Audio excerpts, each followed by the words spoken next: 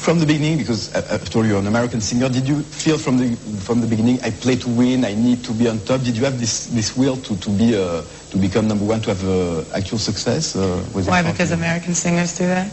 Well, generally, American artists at large have big ambitions, and they want to make it big. It's nothing wrong with that, by the way. I always had a lot of ambition, but I think a lot of that stemmed from the fact that I grew up without a lot of money. I grew up coming from a multiracial background, and I grew up feeling like an outsider, and the one thing that I had that made me feel special was my voice and my music, so that drove me and inspired me. And to me, like, just getting a record deal was like, oh wow, I got a record deal. I didn't even know what gold records meant or platinum records or any of those things, I mean, now I'm totally appreciative of that, obviously, but I didn't know at that point. I was just happy to be doing my thing, To speak about the last album, there's a cast of producers which is kind of amazing. I mean, all the top names.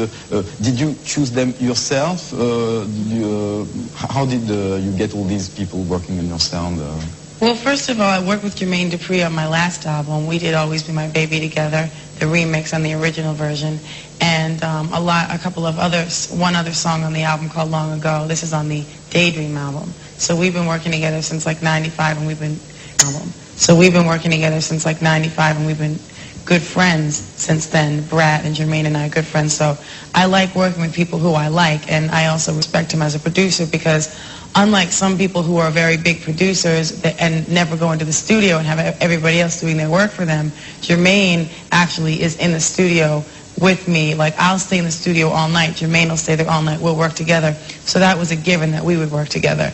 Puffy and I did the Fantasy remix in '95 with Old Dirty Bastard, and that was one of my most successful singles. So, when it came time to do this album, I went to him again. I was like, do you want to do a remix, da-da-da-da? He was like, I want to get on the album. So we were like, all right, let's do some records on the album. And it was good because he's also got someone that works for Bad Boy named Stevie J, who's really talented, and we ended up in the studio together a lot, working together. And then, I worked with Missy Elliott because I first heard her on an MC Light record that I really loved, and then I realized that she was writing all those songs, for Aaliyah and Genuine and everything she was doing, and I, reached out. As I said, that you discovered rap as a listener. I suppose you were fairly young. The first time I discovered rap as a listener was probably 5th grade when Rapper's Delight came out, and we used to listen to the record over and over and memorize the words. Sugar Hill Gang. And then did you follow up, or? Yeah. And then from there, it was like, whatever records really crossed over, because it really wasn't the underground records that got to the little 5th and 6th grade kids at that point. I mean, I grew up in New York listening to like VLS and Kiss, where they really first broke rap music. So you would have like, Curtis Blow or Grandmaster Flash and the Furious Five, like those kind of records that got that big were the records that, we would hear. And then gradually as time went on, and rap became more, I mean, it was still basically those stations playing those records, but, when like Slick Rick and Dougie Fresh came out, those were like the big records when I was in high school. And then, I've been a fan of rap music because I feel like I grew up with it, And a lot of people might not understand that or even realize that, because my image prior to this album or prior to the remixes that I've done, which half of people don't even know I did those remixes, was not that. But the thing is, when you're from New York and you're like listening to urban music and urban radio, that's what it is, So it's not a new phenomenon. Maybe to some people in the world who didn't grow up with rap and now have gotten into it, it's a new phenomenon. But to me, it's kind of just like old hat. But as an artist now making music, did you at one point specifically want to incorporate that sound or that hip-hop vibe inside your music? Did you have this conscious decision at one point of your musical career? Well, what happened was actually some of my demos when I made my first album, I had like Vision of Love on the demo, another song called Vanishing, Alone in Love, which was like an R&B ballad that I wrote when I was like 15. And then there were some other songs that were more urban influence. Like there was a song called Hypnotized that the company didn't want me to put it on the record because they felt it was too urban, it didn't really fit, and then I got put with other producers who were much more slick. And at that point, I was just going with the flow. So I was like, I'm happy I have a record deal, whatever. And, you know, I'm not saying that there aren't songs on that album that I'm proud of, but actually I like the demos that I did better than the first album. Like the Vision of Love demo was better than the record, you know? But you know, it's surprising because as a journalist, you can't imagine how many artists will tell you, especially for the first records, you know, the demos were so much better. Yeah. The early version, the early drafts were really great. How come it's so common, the idea of having the first records of an artist that are not exactly like you want them to be, or more pop or more this or that? How do you explain that? Well, see, especially with Vision of Love, we did that in the studio, which was when I used to work with a guy named Ben Margulies. He's who I worked with when I was in high school and we were doing demos, and he was older and his father had a wood shop. And he had a studio in the back of this wood shop, right? So we could work in there from like the time the guy stopped hammering till, you know, the next morning when they came in. And we had just a computer and like an 8-track, not an 8-track like the old 8-track things, but like 8 tracks to record on. So we, Vision of Love, basically I did on my own backgrounds and all that stuff, filled up those 8 tracks. Some of the vocals on Vision of Love are from that original demo recording because it just was that, couldn't recreate it. You know what I mean? It was, the emotion was there and I didn't recreate it. And the track was really simple. But then, like when we produced it and the record company and everybody got involved, it just became too slick, like it had too much production comparatively. Like if someone else didn't know, like now it doesn't bother me, but back then I would listen to the demo and be like, the demo was better. The demo was really better because there weren't so many opinions involved. Album Butterfly, lots of journalists or people saw it as a quote-unquote metamorphosis or kind of act of emancipation in the sense that you are showing another side of yourself. Did you know that it was going to be that type of a shock for some of the audience, to that this is the new Mariah Carey and it's fairly different from what one would have expected from the last albums? What I think this album is, I think it is a metamorphosis in a way, but I think that what it is an updated version of my favorite things from each album. Meaning that I don't think it's a drastic change. Like, yes, I collaborated with Bone Thugs and Harmony, but to me, that record is kind of like the Always Be My Baby of this album, you know? I mean, you have to keep updating yourself. And The Roof is hard, you know, a harder edged record than I've done before because of the loop and because Mobb Deep is on there, but it's just like a natural evolution, and the vocals are, it's not like I'm coming out there, you know, rapping. It's not like I'm suddenly, you know, I've changed. It's still, to me, like a lyrical evolution, and I still have ballads like Butterfly and My All and Whenever You Call. So I didn't do anything radical. I think a lot of people tried to put it in that direction to kind of maybe trick people into thinking, I don't know, that I went crazy or something. But to me, it was a natural evolution from remixes with Jermaine Dupri and Puffy. All I do is basically incorporate that flavor onto the album. But I'm sure, I mean, you have to agree, being having sold so many million records, there was a safer way to do an album. I mean, you could have well made, you know, an album that was exactly or more or less like, you know, copycat of the previous one and maybe sold 2 times more. I mean, did you think about the safe way and the hard way? Because after all, at that point, you have to think, am I going to do the right thing? Well, I feel like I did the right thing, and I feel like I made the records that I wanted to make, and I feel like records like My All, which are just coming out, will evoke the same feeling that maybe a Vision of Love or Hero or something like that evoked in the fans that want to hear those straight-up ballads. But, you know, I don't think that the up-tempos on this record are that much different. I just think they're updated. This is 98, you know. I can't stay in the past because it's safe, you know. And although people would like me to do that, some people like me to do that, I'm not going to do that, and it's not fun for me either. And that's why visually this time around I had more fun. I was able to, like, do things differently. I was able to express more of my personality through the visuals, and, you know, if anything, that was a drastic change. In America, which like very often little boxes for music, I mean, you've got agile contemporary, R&B, pop, and you seem to have one foot in between 2 or 3 categories. So has that been a problem for you, for radios or for promotion in America? The idea of being like a bit pop, a bit R&B, but also dance, maybe a bit on the rap style, you know.